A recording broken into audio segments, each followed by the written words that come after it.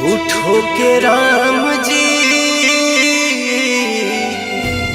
दिल तुम बनौला हो, ऊपर से प्रीत के रोग धरौला हो।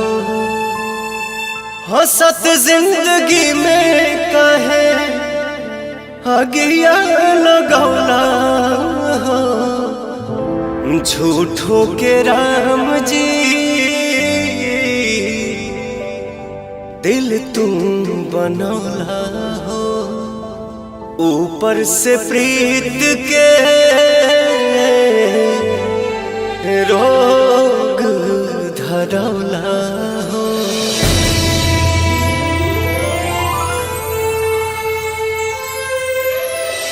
कबो नहीं पूरा भइल प्यार के कहानी, कितना दीवाना मरले कितनी दीवानी। कबो नहीं पूरा भइल प्यार के कहानी, कितना दीवाना मरले कितनी दीवानी। नेहिया के बंधन काहे जोड़ के तू रौला हो, हंसत जिंदगी में काहे अगिया लगौला हो।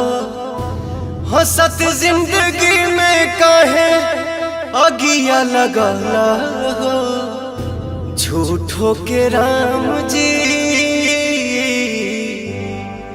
दिल तू बनौला हो, ऊपर से प्रीत के रोग धरौला हो।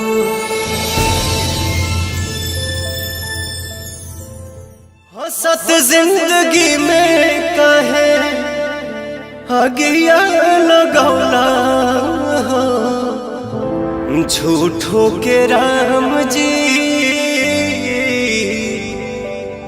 दिल तुम बनौला हो, ऊपर